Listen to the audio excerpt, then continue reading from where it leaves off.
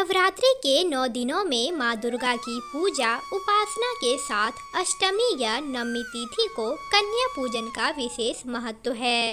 इस दिन 9 कन्या और एक बटुक को भोजन के लिए आमंत्रित करके कन्या पूजन किया जाता है।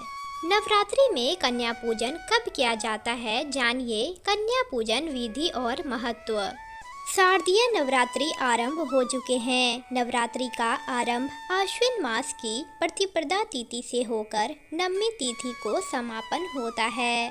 वहीं अष्टमी और नवमी तिथि को कन्या पूजन किया जाता है। नवरात्रि के 9 दिनों में नव दुर्गाओं की पूजा आराधना के साथ कन्या पूजन का भी विशेष महत्व है। धार्मिक मान्यता है कि कन्या पूजन के बाद ही नवरात्रि की पूजा संपूर्ण मानी जाती है। कन्या पूजन के लिए 9 कन्या और एक बटुक बुलाने की परंपरा है।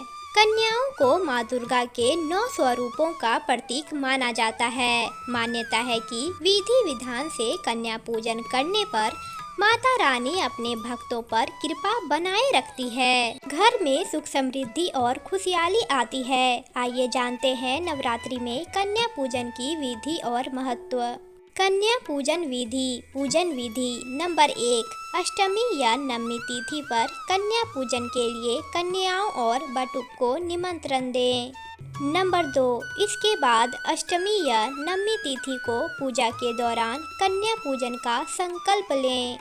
नंबर 3, कन्या पूजन के लिए चना, पूरी, हलवा, खीर इत्यादि का प्रसाद तैयार करें और माता रानी को अर्पित करें।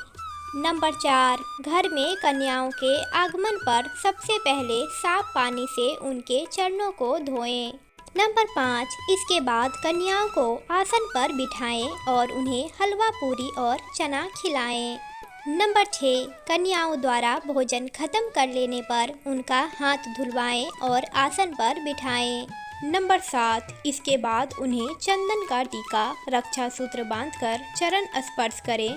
उन्हें क्षमता अनुसार फल, कपड़े और दक्षिणा देकर विदाई करें। कन्या पूजन क्यों महत्वपूर्ण है? नवरात्रि में माँ दुर्गा के 9 रूपों की पूजा अर्चना विशेष शुभ फलदायी मानी गई है। इसके साथ ही नवरात्रि की अष्टमी या नवमी तिथि को कन्या पूजन करने की भी विशेष परंपरा है।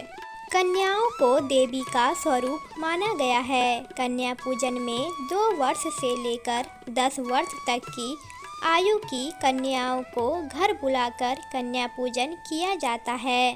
धार्मिक मान्यता है कि भक्ति भाव से माता रानी की पूजा करने और कन्या पूजन से माँ अपने भक्तों पर हमेशा मेहरबान रहती है और सभी मनोकामनाएं पूरी करती है।